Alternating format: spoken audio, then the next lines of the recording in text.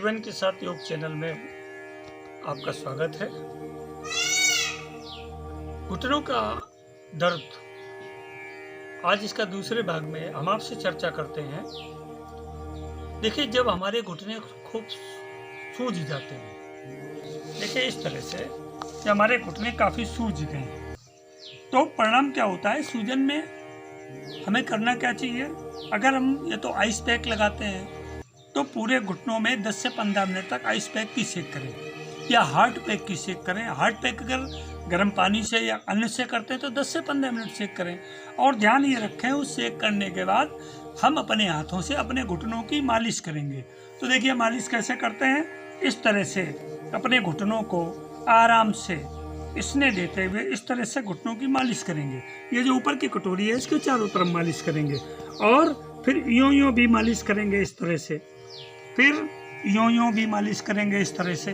तो कहने का मतलब है चारों तरफ से इसको मोबिलाइज करना है, क्योंकि हमारे हड्डियां सूखने की वजह से, कैल्शियम और आयरन की कमी होने की वजह से शरीर में हमारा घुटना सूज रहा है।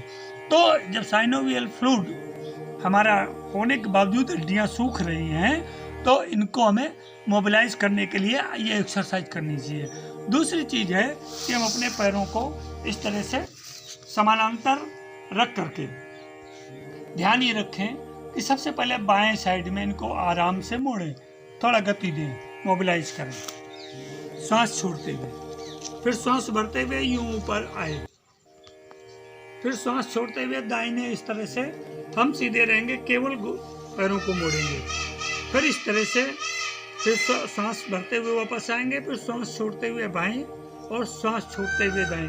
तो ध्यान ये रखें कि इस तरह से हमें इनको मोबिलाइज करना है। दूसरे, हम अपने एड़ी के नीचे घुटक रखेंगे, इस तरह से घुटक रख करके, और हमारी ये घुटने जमीन के समानांतर बने रहें। और ध्यान ये रखें कि धीरे से पैर उठाने का प्रयास करेंगे सांस भरते हुए। इस तरह से एक पैर को उठाया, फिर सांस छोड़ते हुए वापस छोड़ा, फिर दूसरे पैर को इस तरह से उठाया सांस भरते हुए, फिर सांस छोड़ते हुए छोड़ा। इस तरह से हम पैरों को सांस भरते हुए उठाएंगे, 2 सेकंड रुकेंगे और फिर वापस चले जाएंगे, फिर सांस भरते हुए ऊपर उठाएंगे, 2 सेकंड यहाँ रुकेंगे, फिर वापस चले जाएंगे। इसकी अगली एक्सरसाइज अब हम लेट करके आपको बताते हैं। देखिए इस तरह हम सामान्य रूप से लेट गए, और ध्यान ये रखें कि हमें पैरों को क्रमशः एक एक करके उठाना है। तो सांस भरते एक हमारा बायां पैर सीधा बने रहेगा और पंजे जमीन की तरफ तने हुए, और हमारा दाहिना पैर धीरे से हम उठाएं, इस तरह से जितना उठ सकता है, जितना उठा सकते हैं हम इसको ऊपर उठाएंगे सांस भरते हुए। मान लो हमने इतना ऊपर उठाया, तो यहाँ आ करके हम इतना रुकेंगे 4 से 5 सेकंड, और रुकने के बाद फिर धीरे धीरे वापस इसी स्थिति में जाएंगे। इस प्रक्रिया को हम कम से कम 4 से 5 दोहराएंगे। और इसी प्रकार से बाएं पैर से, दाहिने पैर का पंजा सीधा और बाएं पैर धीरे से सांस भरते हुए ऊपर आएंगे, 4 से 5 सेकंड रुकेंगे और फिर सांस छोड़ते हुए वापस जाएंगे। इस प्रक्रिया को भी 4 से 5 बार करें, और फिर दोनों पैरों को एक साथ ऊपर उठाने का प्रयास करेंगे सांस भरते हुए। इस तरह से सांस भरते हुए हम वापस आए, तो देखिए यहाँ पर आकर के इतना रुके, और रुक करके 4 से 5 सेकंड रुके, फिर सांस छोड़ते हुए नीचे चले गए। इस तरह से इस प्रक्रिया को भी हम 4 से 5 बार दोहराएं, तो निश्चित रूप से हमें घुटनों में आराम मिलेगा। दूसरी चीज, अब हम आते हैं अगले व्यायाम की तरफ। ध्यान ये रखें कि हमारे पैर यूँ जमीन पर समानांतर हैं, हम जितना झुक सकेंगे, क्योंकि घुटनों में सूजन के कारण, दर्द के कारण, तनाव के कारण, मांसपेशियों की बिल्कुल टाइटनेस के कारण हमारी ये पैरों में और हमारी जांघ में जकड़न आ जाती है। तो हम आगे झुकने का प्रयास करेंगे सांस छोड़ते हुए, और पैर के दोनों अंगूठों को इस तरह से पकड़ेंगे। जितनी देर यहाँ रुक सकते हैं रुकें, फिर सांस भरते हुए वापस आएंगे, फिर इसी तरह से सांस छोड़ते हुए गए, पैरों को अंगूठों को पकड़ा, जितनी देर रुक सकते हैं यहाँ रुकें और फिर वापस आएं। इसकी अगली एक्सरसाइज हम आपको करते बताते हैं कि हम बायां पैर हमारा सीधा पंजा तने हुए, और दाएं पैर को हमने इस तरह से अपने दोनों हाथों का सहारा दे करके ऊपर उठाया, जितना ज़्यादा उठा सकते हैं हमने पैर को इस तरह से ऊपर उठाया। यहाँ पर अगर हम जितनी देर रुक सकते हैं रुकें और फिर वापस आएँ। यही क्रिया अपने बाएं पैर से भी करेंगे। इस तरह से ऊपर उठाएंगे और जितना ज़्यादा उठा सकते हैं ऊपर उठाएंगे, जितनी देर रुक पाए रुके और फिर सांस छोड़ते हुए वापस आए। अब इसकी अगली एक्सरसाइज, हमने अपने पैरों के बीच में दोनों हाथों को इस तरह गोफा डाल के फंसाया और अपने घुटनों को मोड़ा। मोड़ करके जितना ज़्यादा मोड़ सके, मान लो हमने इतना मोड़ लिया, यहाँ ला करके यहाँ रुके, जितनी देर रुक सकते हैं रुकेंगे और फिर घुटने को सीधा करते हुए इस अभ्यास को भी हम 3 से 4 बार दोहराएंगे।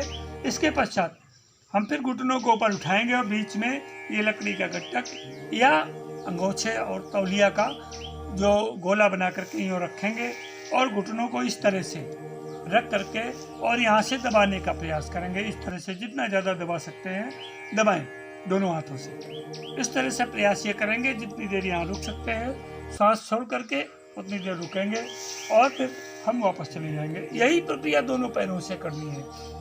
ध्यान ये रखें कि श्वास और प्रश्वास की गति को असामान्य रूप से गड़बड़ न होने दें, सामान्य बनाए रखें, क्योंकि श्वास की गति ही हमारी वातज व्याधि को कम करती है। दवाएं हमारी वातज व्याधि को कम नहीं करती हैं। हमारा जो शरीर का मूवमेंट है, एक्सरसाइज है, उस एक्सरसाइज से भी हमें काफ़ी आराम मिलता है। और अब देखिए हम इसकी अगले चरण की एक्सरसाइज आपको बताते हैं कि हम लेट गए, पेट के बल लेट गए इस तरह से और अपने दाएं पैर को सांस भरते हुए धीरे से ऊपर उठाएंगे। जितना ज़्यादा उठा सकते हैं, जितना ज़्यादा हमारे हाथ जमीन पे समानांतर, शरीर के समानांतर रहेंगे, पैर ऊपर, जितनी देर रुके रुके और फिर वापस आकर के इस स्थिति में। इसी तरह से बाएं पैर को भी हम ऊपर उठाएंगे और ऊपर उठा करके इस तरह से यहाँ ले जाएंगे। जितनी देर रुकेंगे, रुक करके फिर वापस चले आएंगे। इस तरह से इस एक्सरसाइज को भी 4 से 5 बार करते हैं और देखेंगे कि हमको इसके सुखद परिणाम मिलेंगे और धीरे धीरे हमारे घुटने काफ़ी मेमोरेबल पोजीशन में आ जाएंगे, रिकवर होने लगेंगे। और एक बात ये जरूर ध्यान रखें कि जब आप बैठते हैं, खड़े होते हैं, लेटिंग जाते हैं या कोई भी पोज हो तो एकदम खड़े होने का प्रयास न करें। जब भी आप खड़े हों तो ध्यान ये रखें, अगर आपके घुटने नहीं मुड़ पा रहे हैं तो इस तरह से पैर फैलाएं और पैर फैला करके दोनों हाथ जमीन पर रख करके इस तरह से खड़े होने का प्रयास करें। इस तरह से खड़े होने का प्रयास करें। इसी तरह से अगर हमको ज़मीन पे बैठना है तो ध्यान ये रखें कि अगर हमारी घुटने नहीं मुड़ पा रहे हैं तो कोई बात नहीं है, तो हम फिर ज़मीन पे इस तरह से हाथ रख करके अपने पैरों को इस तरह से फैला करके हम ज़मीन पे आराम से बैठ सकते हैं। तो आपने देखा कि आपको घुटनों के संबंध में हमने 2 अंकों में कई अलग अलग जानकारियाँ दी।